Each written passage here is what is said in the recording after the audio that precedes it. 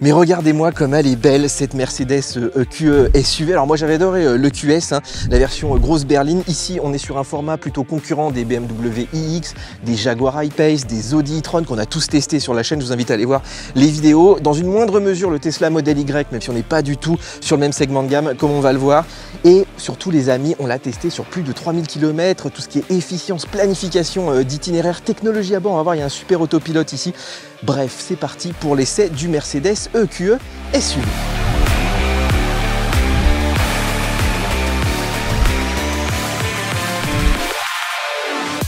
Alors vous voyez, là elle a l'air assez sombre avec la caméra, mais en réalité il y a plein de petits reflets verts un petit peu pailletés, puisqu'on a une option ici de couleur vert émeraude métallisé absolument magnifique.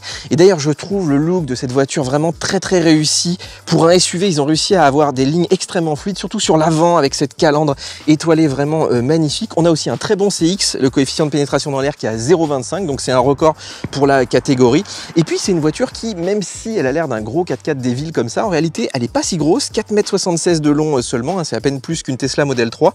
On est à un petit peu plus de 2 mètres de large, 1,68 m de haut. Vous voyez que c'est très maniable, c'est très adapté finalement à nos contrées européennes. Alors de profil, la voiture je la trouve vraiment magnifique, surtout bon ici on a beaucoup d'options comme ces jantes AMG de 22 pouces, le petit marchepied là rétro-éclairé très sympa.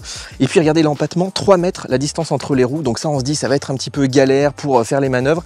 Et bien ça dépend les amis si vous avez pris l'option avec les roues arrière directrices qui permet de braquer dans le sens opposé et qui nous offre un rayon de braquage de Clio littéralement. Par contre sans ça je pense que ça doit être un petit peu galère. Nous on l'avait sur notre version d'essai et franchement on a pu prendre des petites ruelles en ville mais sans problème. Regardez les amis ce beau papillon qui a choisi les jantes de l'EQE, voilà, des belles jantes avec un magnifique papillon. Alors en termes de motorisation, on est quand même chez Mercedes, donc on veut des moteurs un peu péchus. Alors ici on a le choix, soit propulsion, soit 4MATIC comme notre modèle. On a pas mal de puissance, regardez ici on est autour de 300 chevaux, on monte à presque 500 chevaux sur les versions AMG.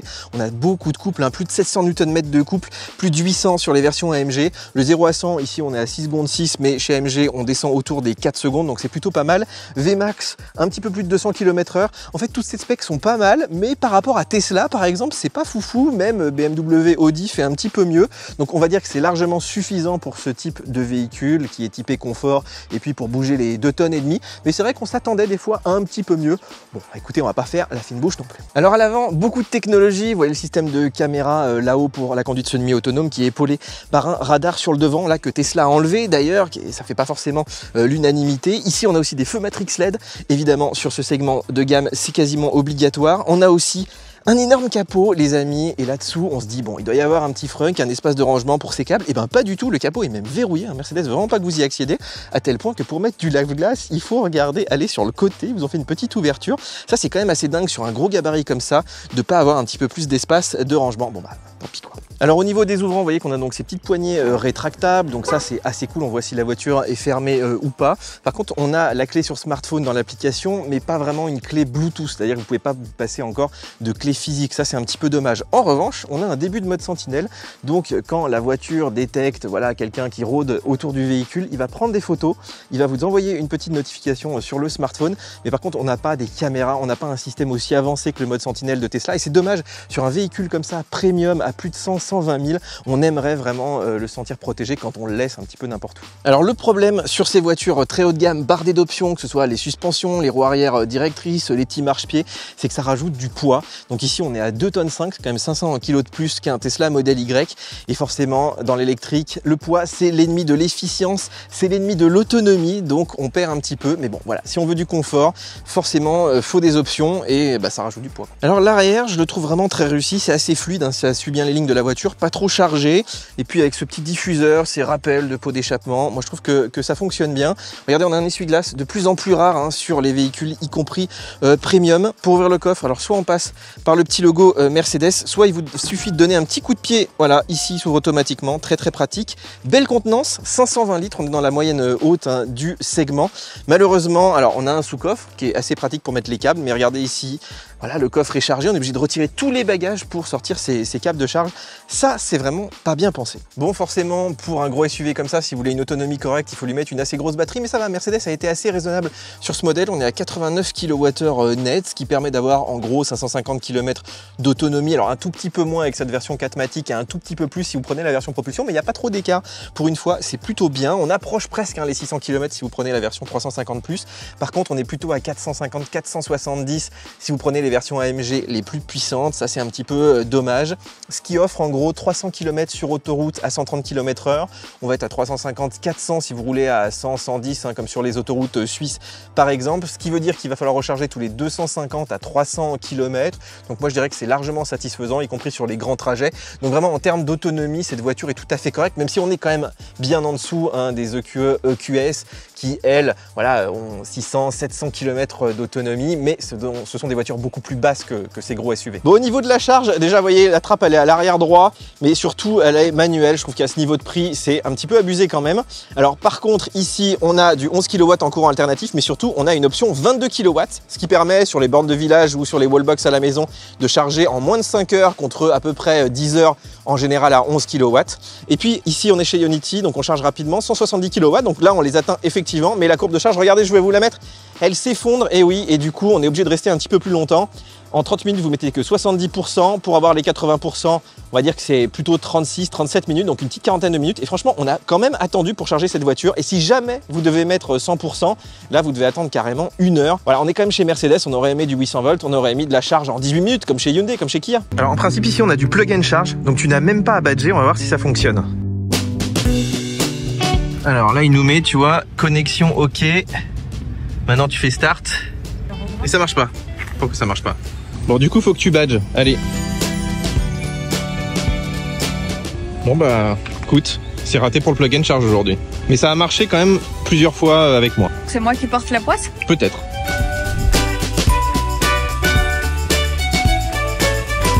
Allez, premier test d'autonomie, on va voir ce qu'il en est au niveau des consos et surtout de l'autonomie. On va faire un petit Zurich-Lausanne, 221 km, il nous dit qu'on arrive autour de 42-43%, ce qui serait vraiment pas mal, même si là on va rouler à 100, 120, donc c'est quand même pas très rapide. Bah écoutez les amis, c'est parti.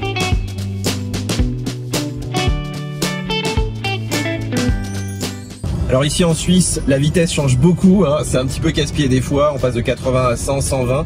Et bien avec cette voiture, on a de la lecture de panneaux et surtout on adapte la vitesse automatiquement. Donc en fait, vous êtes quasiment sûr de jamais vous faire flasher au radar. Ça, c'est vrai que c'est un vrai confort au quotidien. Là, on sent qu'on est dans une voiture premium. Alors regardez, ça aurait dû arriver chez Tesla depuis bien longtemps. Vous voyez, j'ai une petite alerte parce que mes mains ne sont pas sur le volant. J'ai juste à poser les mains ici. Et vous voyez que l'alerte a disparu. Et ça, c'est un volant capacitif. C'est absolument génial. Vous pouvez garder juste 2 doigts comme ça pendant toute la conduite et ne rien faire. Bon, on arrive gentiment à Lausanne avec 46% de batterie. Donc ils avaient prévu 43% jusque dans le centre-ville. Donc on est dans les clous. La conso 22, entre 22 et 23. Ce qui peut sembler élevé mais qui est franchement très raisonnable pour un gros SUV comme ça. Donc voilà, je suis hyper satisfait là de l'autonomie. On a fait 220 km, on a consommé à peine plus de la moitié. Évidemment, on est en Suisse, donc en termes d'autoroute, en termes de vitesse, c'est pas dingo. Mais on va faire bien sûr des tests aussi en France à 130 et comparer tout ça.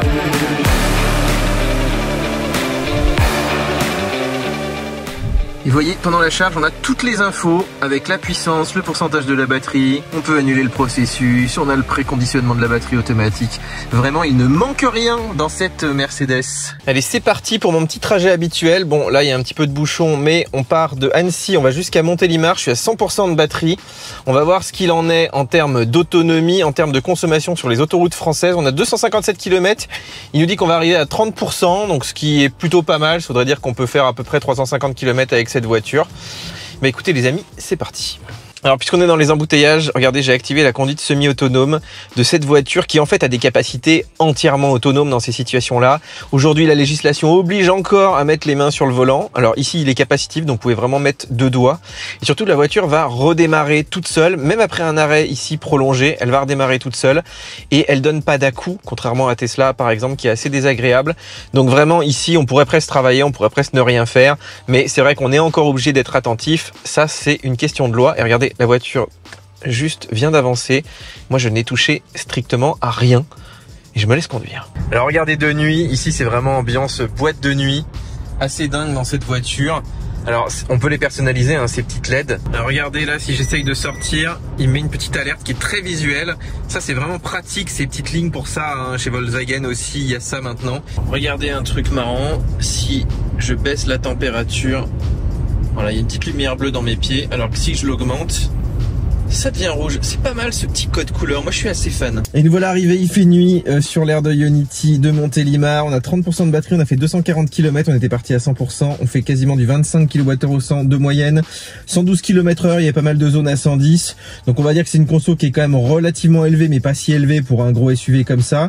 Mais ça veut dire en gros que si j'étais parti à 80%, je serais arrivé à 10%. En fait, sur autoroute, vous rechargez à peu près tous les 250 km tranquille.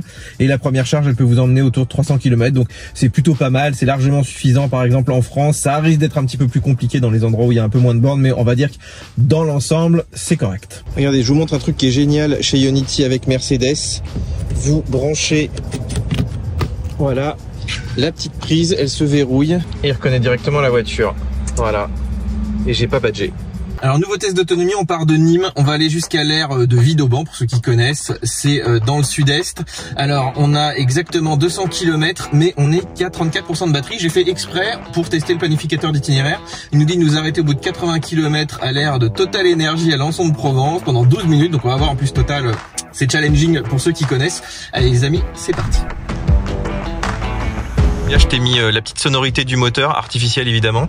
Tu vas pouvoir nous faire un petit 0 à 100. Attention, t'es en mode sport? Est-ce que t'es en mode sport? Sport, c'est parti. Ouah, j'ai perdu mes lunettes les amis, ça envoie du steak. Moins sympa que chez BMW, mais bon, pour ceux qui sont nostalgiques du bruit. Alors, ça envoie? Ça envoie, oui. Pas autant que la Tesla, mais ça envoie.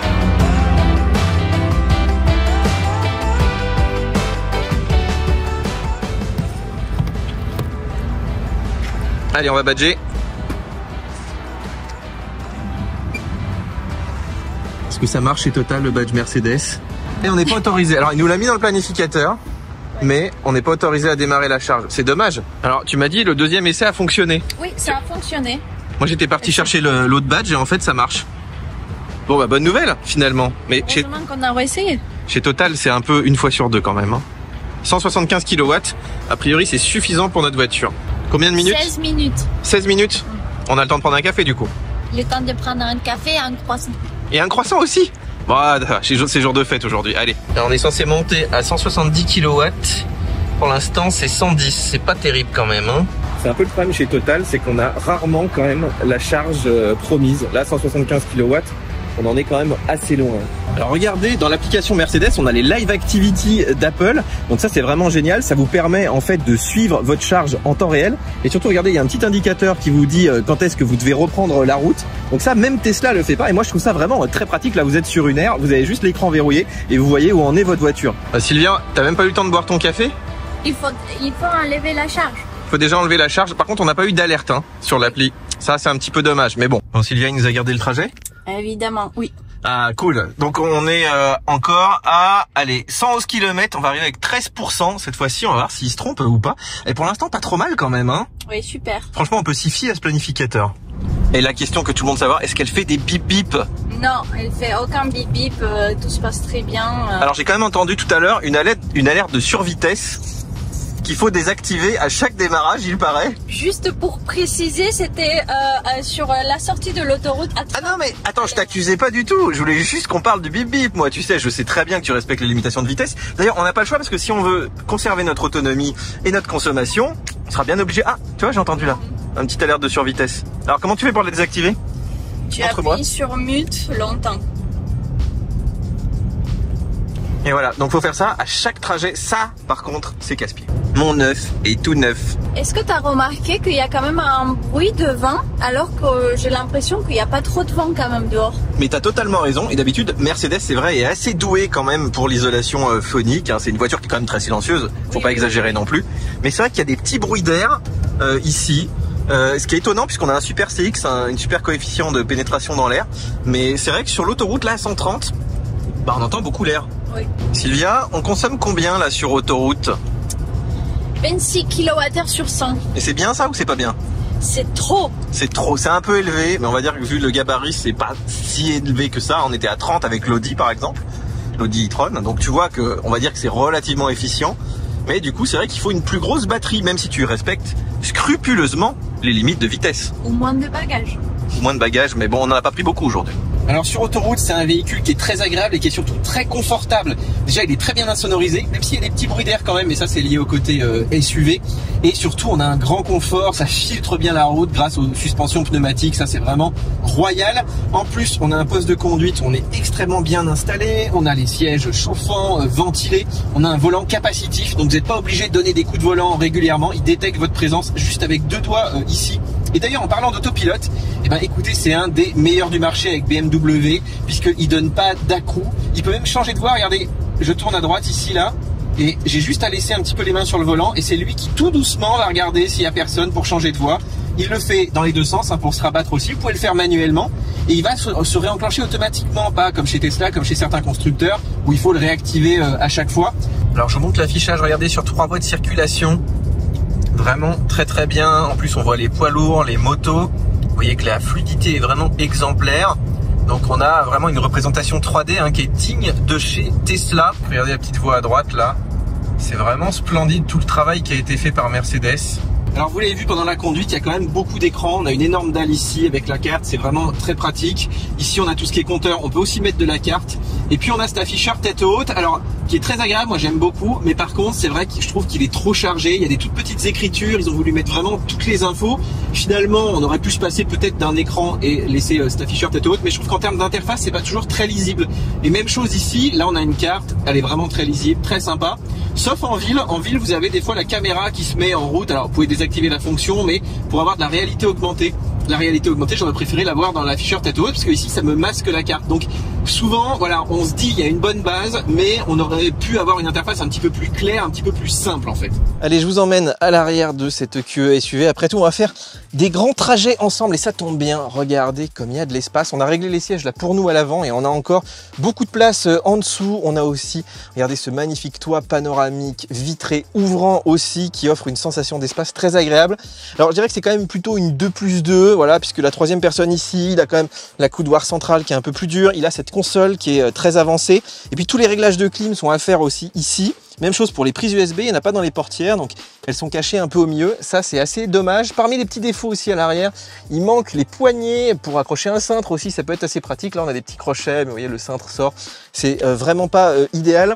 Je vous montre aussi donc la coudoir centrale qui a l'air assez vide comme ça. En réalité, tout est caché. Regardez, ça c'est pour mettre ses téléphones. Malheureusement, là avec les coques, nos iPhones, ça rentrait pas. Et puis si vous donnez un deuxième petit coup, vous avez les porte-gobelets qui sortent. Ça c'est assez astucieux, c'est plutôt bien pensé. Alors avant de vous parler de l'intérieur de cette Mercedes, je voulais quand même vous montrer mon petit rituel dès que je rentre dans la voiture. Donc déjà, il faut faire start, il faut faire stop aussi quand vous sortez. Donc c'est assez casse-pied. Il faut appuyer longtemps ici sur le bouton mute pour regarder, enlever les alertes de survitesse. Heureusement, il y a un petit raccourci, mais ça, sinon, ça fait des bip bip dès que vous dépassez à peine les 50 à l'heure, par exemple, en ville ou les 80 sur les routes. Et puis, dernier point, on est obligé d'actionner, regardez ici, ces petites palettes pour mettre la régénération au plus fort. Et en plus, en fait, cette manipulation est à faire à chaque fois, puisque les réglages sont pas enregistrés. Donc ça, pour moi, c'est un des défauts du quotidien qui peut s'avérer assez agaçant. Alors, bienvenue à bord du poste de conduite de cette QE SUV. Et vous voyez qu'on est extrêmement bien installé. On a des sièges vraiment très confortable. Ici une belle planche de bord avec du cuir gainé, vraiment très très beau. Le volant j'aime beaucoup aussi. Par contre, il y a quand même beaucoup de boutons. Vous voyez ici, il y a 2 rangées de boutons sur le volant. On en a encore ici pour tout ce qui est réglage des sièges, de la climatisation des sièges. Ici, la fermeture des portes, les vitres électriques, les rétros. On a encore ici des boutons physiques. Alors moi, je suis assez fan, hein, je préfère des fois au tout tactile. Mais là, il faut avouer qu'il y en a beaucoup. Vous en voulez encore? Il y en a encore ici sur la console en haut. Moi, je trouve que ça fait trop. Vraiment, on s'en sort plus. Je préfère être un petit peu plus minimaliste. Et tous les réglages qu'on règle qu'une fois de temps en temps, comme les rétroviseurs, ils pourraient être faits maintenant sur l'écran tactile. Même chose avec le volant, on a un petit réglage ici sous le volant pour régler la hauteur, la profondeur, mais une fois que c'est fait, on a des profils de conduite, on n'a pas besoin de tous ces boutons. Alors je vous montre la console centrale ici, très laquée. Bon, elle prend aussi du coup beaucoup les traces de doigts, elle se ferme, mais attention si vous avez des câbles qui sortent, voilà, ça peut les sectionner. Ici on a beaucoup de place, on a des petites zones NFC, des zones pour mettre la clé, des zones de charge aussi. Regardez, elle est cachée là-bas au fond, c'est pas très pratique là pour voir le téléphone. Moi je préfère le système de Tesla. En plus, système de porte-gobelet, regardez, il faut appuyer comme ça pour qu'il se déploie Puis là, si vous mettez un verre, ça bute contre ça. C'est pas forcément idéal. Moi, je suis pas très fan quand même de cette console. Je préfère vraiment, comme chez BMW, comme chez Tesla, avec les deux emplacements de téléphone. Ici, regardez, on a beaucoup de place sur la console centrale, on peut mettre vraiment beaucoup de choses. On a encore des prises USB là, donc assez pratique hein, si vous avez besoin de recharger du matériel. Et puis regardez, en dessous, on a encore un petit espace. Là, on a mis des bouteilles d'eau, mais vous pouvez mettre aisément un sac à main. Vous avez encore pas mal d'espace ici. Et on a aussi une petite boîte à gants pour mettre les papiers. Donc je dirais que dans l'ensemble, on a beaucoup d'espace, mais je suis pas forcément très fan de l'ergonomie. Alors je vous montre rapidement le petit menu ici. Bon, c'est surtout les lumières. Voilà, les lumières automatiques, l'appel à Mercedes-Me, le SOS aussi. Ça, c'est pas des prises USB, hein, c'est uniquement des micros. Et puis on a ici le toit, donc qui est ouvrant, panoramique, magnifique, avec juste un petit geste tactile comme ça. Vous voyez, si je fais ça, hop, le Vélum part en arrière, et si je le refais une nouvelle fois, on a le toit ouvrant qui s'ouvre. Vous voyez que le rétroviseur, il est classique, il n'est pas numérique. Bon.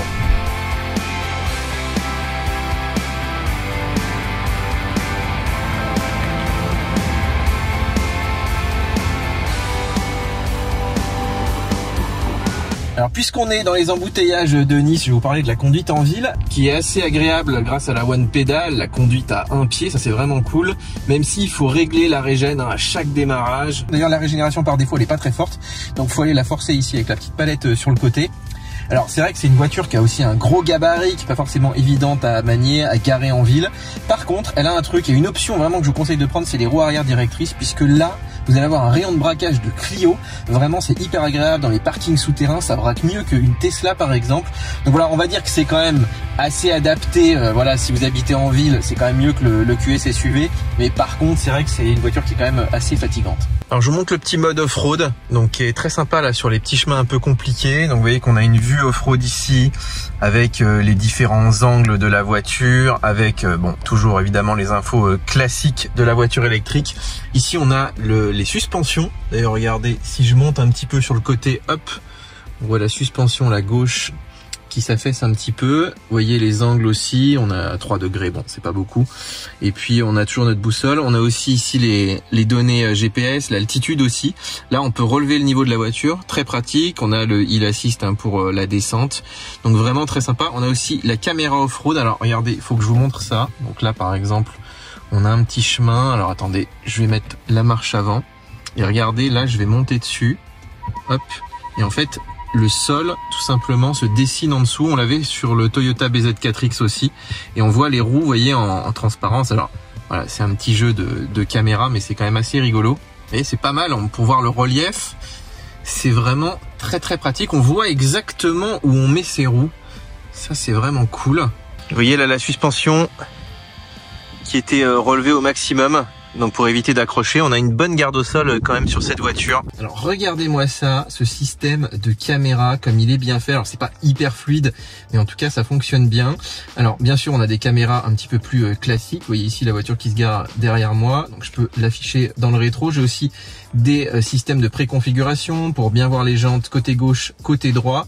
J'ai évidemment une vue un petit peu plus classique avec la Bird View, avec aussi les caméras avant, arrière. Donc ça vraiment sur un gros SUV comme ça, c'est important pour pouvoir se garer correctement et pas abîmer la voiture, d'avoir une vue aussi complète. En tout cas, c'est très bien fait chez Mercedes. Alors, avant de passer aux écrans, je voulais quand même vous montrer une nouvelle fois la qualité de finition chez Mercedes. Regardez-moi ce volant, absolument impeccable. Les mélanges aussi de matériaux avec ces petites feutrines, les surpiqûres, là, du métal. Et puis, regardez ces assemblages sans fausse note. Moi je suis vraiment très fan.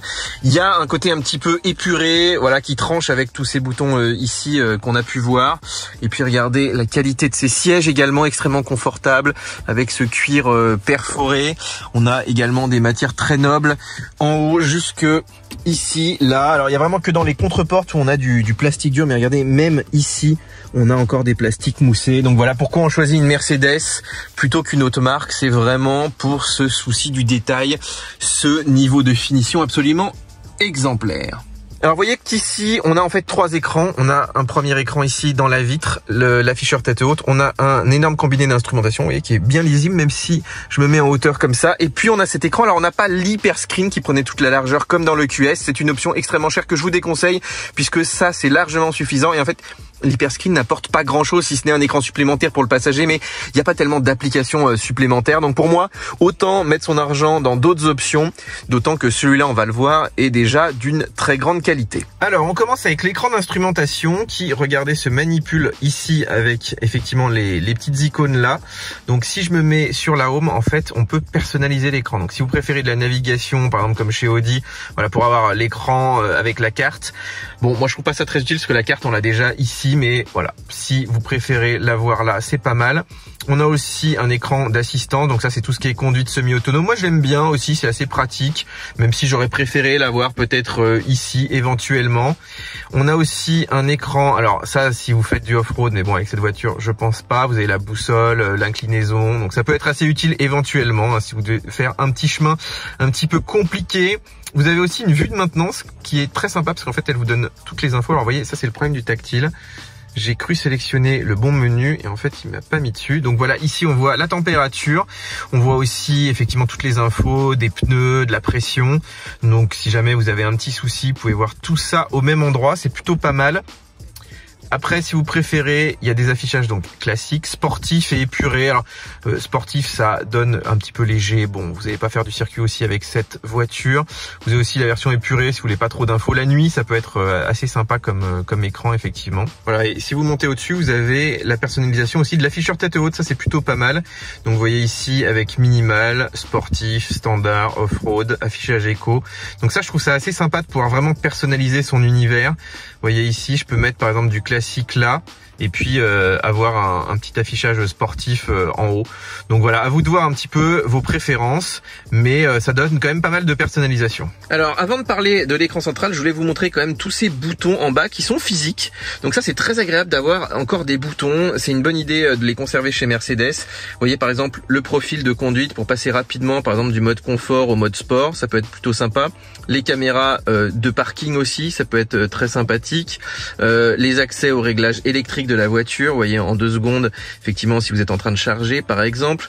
Les réglages rapides de la voiture pour désactiver l'ESP, le mode chaîne à neige par exemple. On a ici les warnings, là ça c'est de la reconnaissance d'empreintes digitales, donc si vous voulez sécuriser la voiture, là c'est pour éteindre l'écran.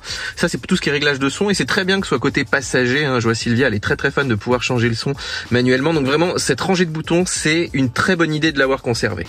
Alors un autre truc que j'adore ici, c'est le fait que cette rangée-là ne bouge pas, quel que soit le menu ici que vous avez sélectionné. Par exemple, même si vous êtes dans le menu EQ, même si vous êtes dans le menu voiture, même si vous avez mis la caméra de parking, vous avez toujours accès ici à la climatisation, au désembuage. Même vous pouvez encore changer de piste si vous voulez. Vous avez accès toujours au menu principal. Donc ça, c'est une très bonne idée et ça évite de s'y perdre. Par exemple, comme chez Volkswagen où des fois on a tout qui change sur l'écran. Mais en fait, comme on a beaucoup de place, ils ont dit bon bah voilà, cette partie-là, elle sera immuable et ça c'est une très bonne idée. Alors même si je suis pas très fan de ces interfaces de Mercedes, je trouve qu'ils ont un petit peu vieilli, j'adore l'ergonomie. C'est-à-dire que là, ils ont ce qu'ils appellent le zéro layer, donc vous avez accès en fait à tout sans aller dans des sous-menus comme chez BMW par exemple. Regardez le menu EQ, hop, je le déploie rapidement comme ça. Vous avez le menu de charge où je peux régler la limite de charge rapidement, interrompre la charge, etc. Voir aussi tout ce qui est préférence d'autonomie. Donc vraiment en un clic, j'ai accès à tout ça. Même chose pour aller mettre une destination, il me met le clavier directement, j'ai juste à taper.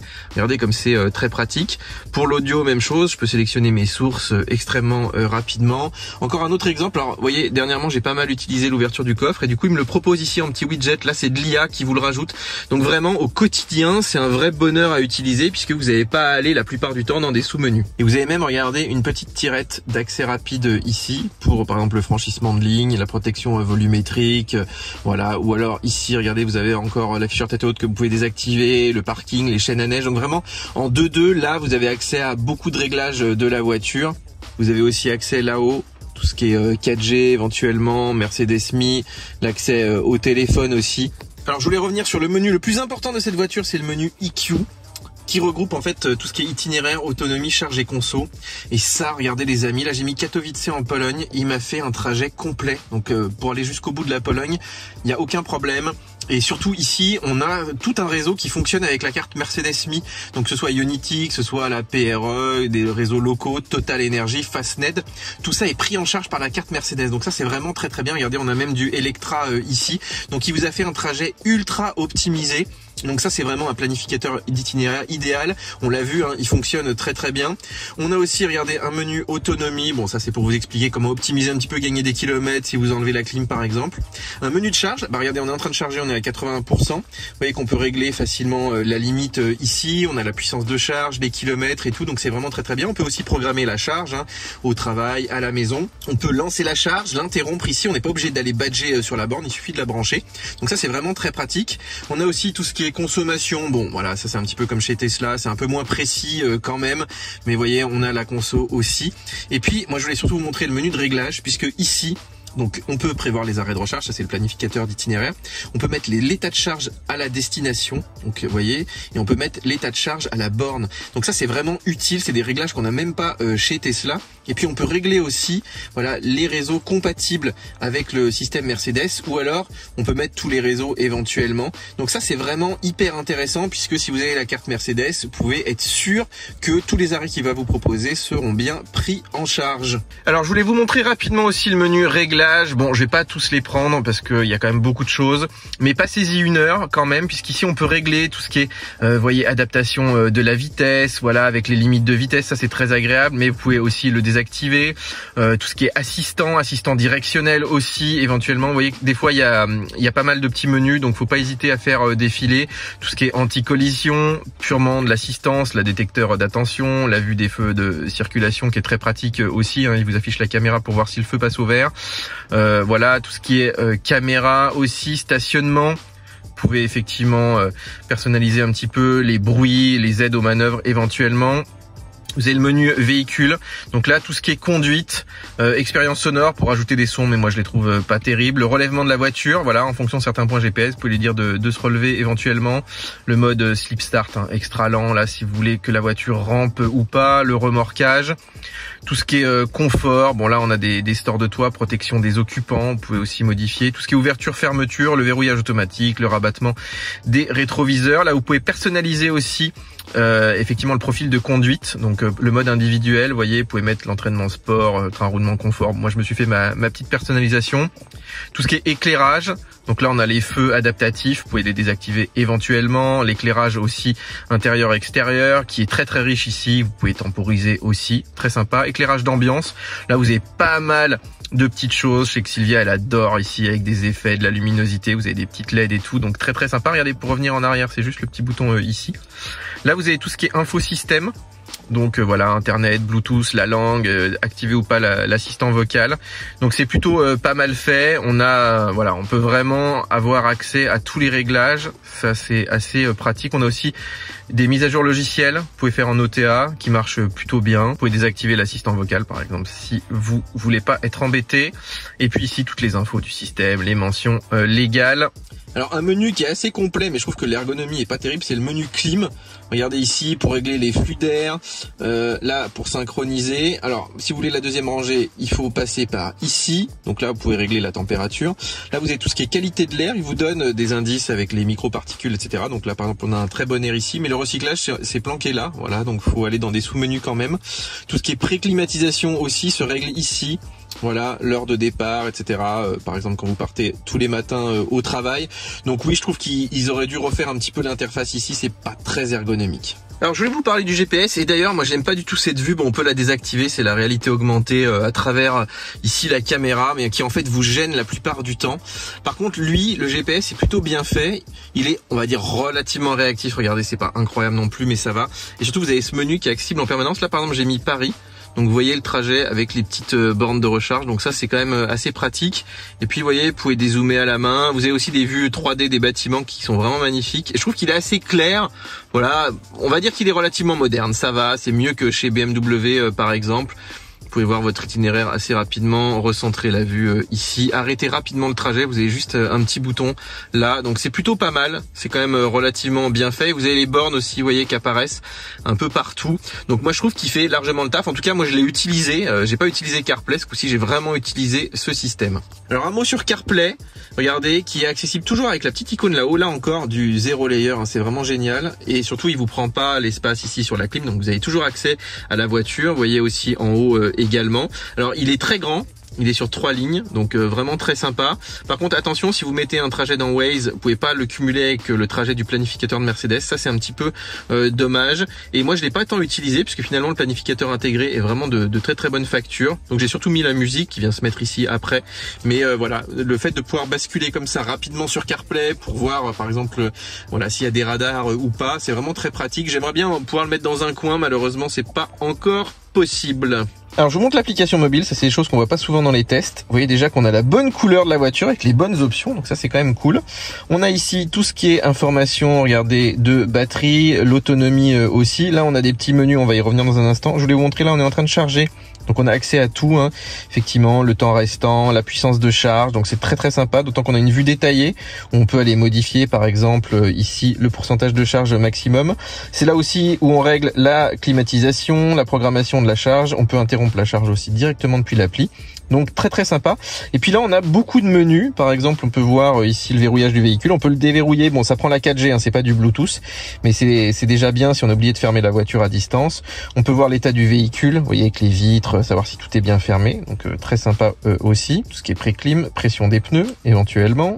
Et puis on peut personnaliser, c'est-à-dire qu'on peut aussi rechercher le véhicule, on peut lancer les mises à jour, on peut fermer le toit ouvrant par exemple, on peut aussi modifier les paramètres de l'itinéraire, hein. On a exactement les mêmes réglages que dans la voiture, voilà, le péage électronique, enfin il y a plein de petites choses ici, tout ce qui est maintenance, tout ce qui est paramètres du véhicule.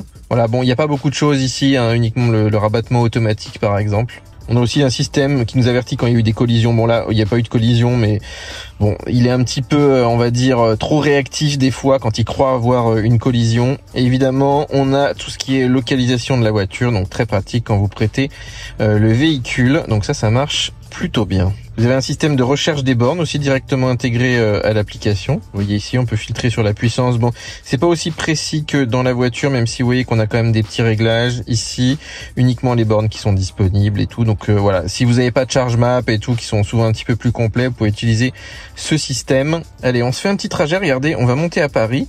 Et regardez, on a bien effectivement les temps d'attente sur les bornes. Donc depuis l'application, vous pouvez vous programmer un itinéraire à distance comme ça et l'envoyer au véhicule ici. Donc ça c'est vraiment très pratique et c'est le même système de planification qui est intégré donc dans l'application Mercedes. Voilà donc une application plutôt complète. Écoutez, moi j'aimerais juste la clé en Bluetooth, ce serait vraiment très sympa.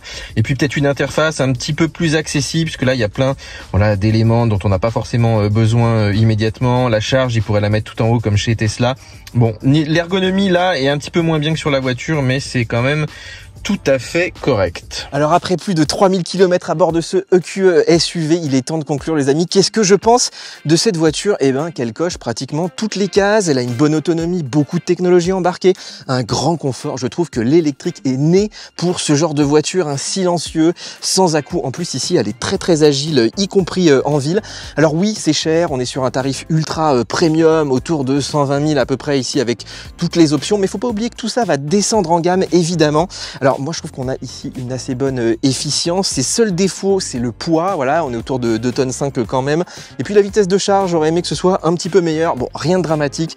Pour le reste, on est vraiment sur de l'ultra premium. On peut le dire, vraiment, Mercedes a fait un très beau boulot. Cet EQE SUV est une vraie réussite. Et voilà les amis pour cet essai du Mercedes EQE SUV, j'espère que ça vous a plu. En attendant, n'hésitez pas à me poser toutes les questions bien sûr dans les commentaires. Bien sûr, je vous encourage aussi à prendre un abonnement VIP pour être indépendant des marques, hein, ça coûte le prix d'un petit café par mois. Merci à tous ceux qui sont abonnés. En attendant, n'oubliez pas de liker, de vous abonner à la chaîne, de cocher la petite cloche puisqu'il y a des choses très sympas qui arrivent en Mercedes, je vous en dis pas plus. Moi je vous fais des gros bisous et on se retrouve très bientôt.